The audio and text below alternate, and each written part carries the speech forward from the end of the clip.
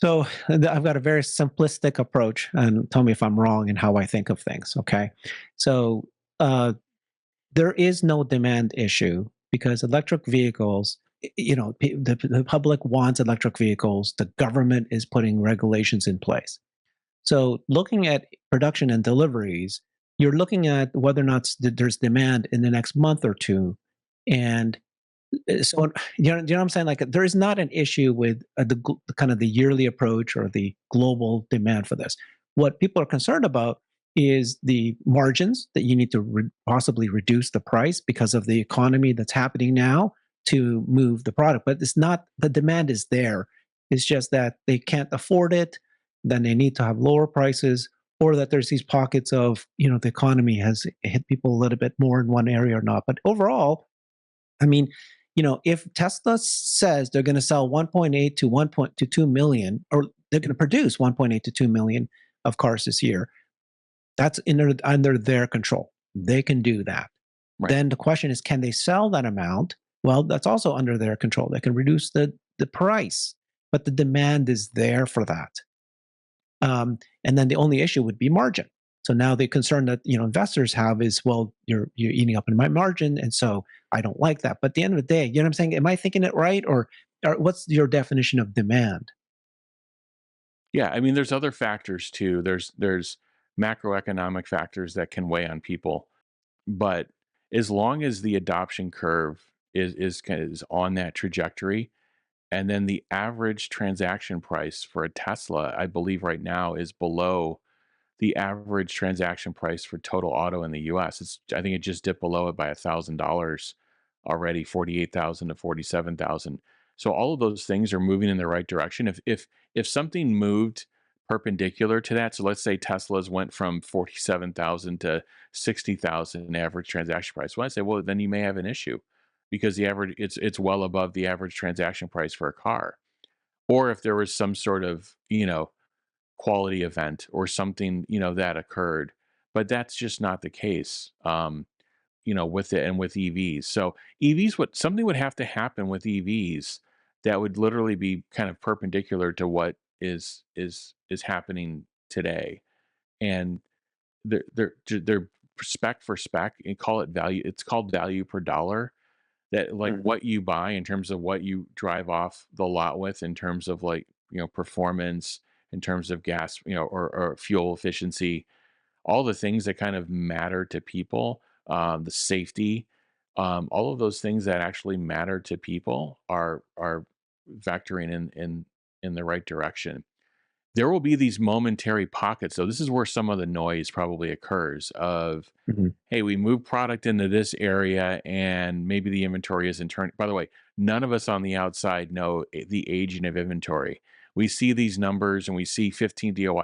We actually don't know the aging of inventory, meaning like how old is that inventory from the time it was built to the time it's still.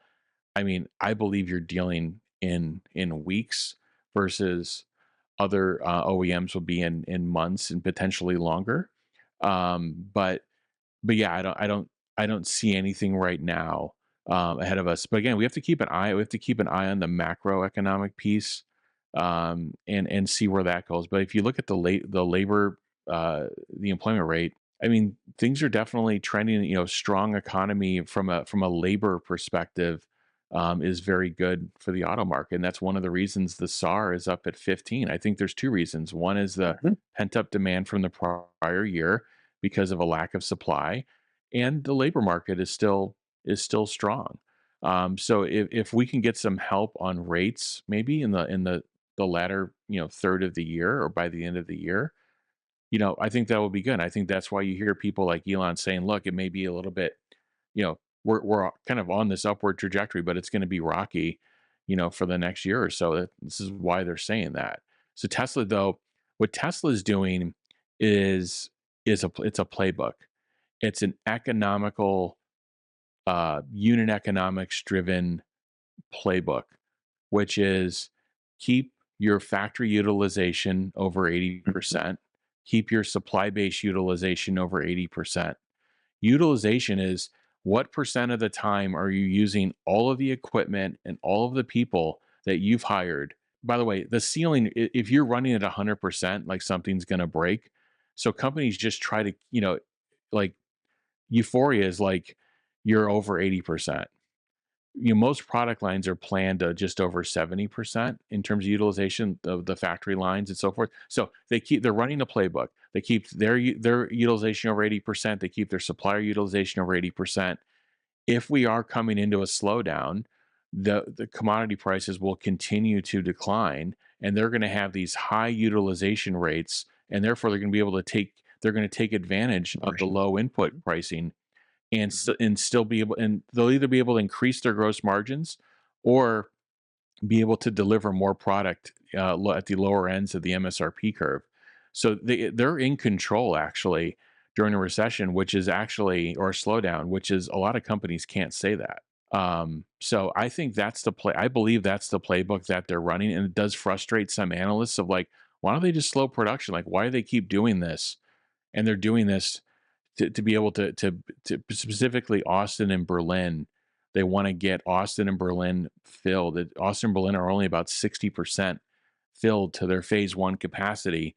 So they want to keep, as long as they're below their initial intended capacity, they're going to be a net drag on margins. And I believe there's a couple of quotes from the earnings call. It's a couple $1,000s per car. I believe that. And then once they get those factories running at peak rate, that net drag goes away.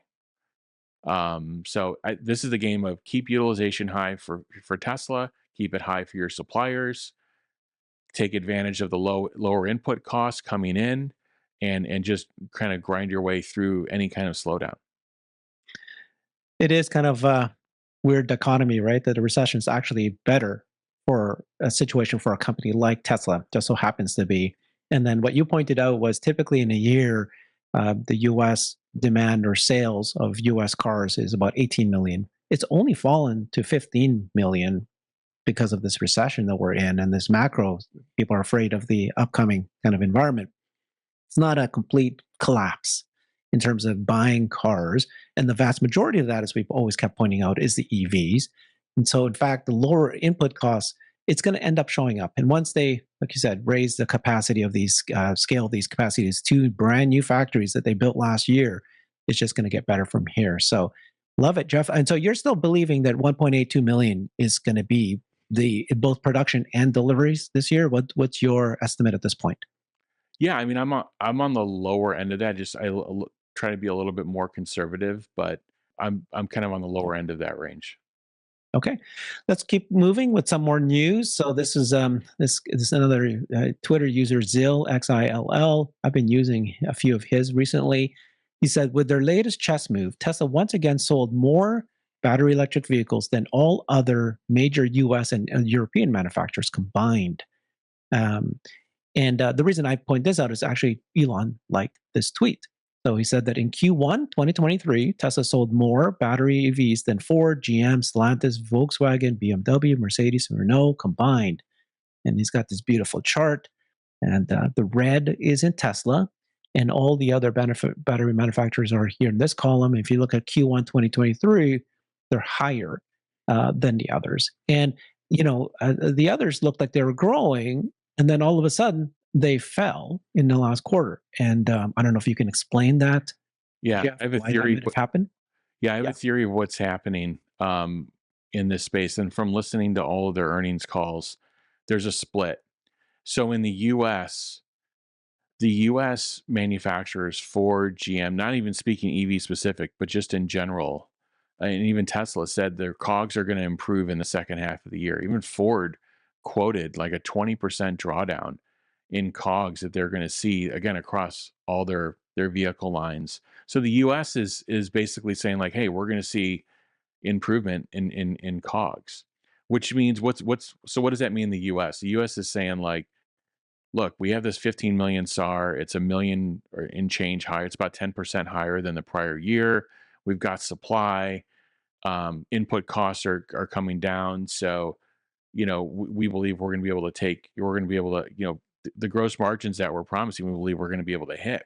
Now in Europe, I listened to BMW and Porsche, and both of them said, quote unquote, that their They didn't say their COGS. They said their input prices are rising in Europe. And there's some people that have different theories on this economically, like, hey, they're a quarter or so behind from a recession perspective. Whatever the case is, what I believe is what's happening is both the U.S. non-Tesla, so GM and Ford and BMW and Porsche, they're not going to grow EV meaningfully in the near term. They're going to grow it off of their very small base, but they're not going to be putting out these huge numbers.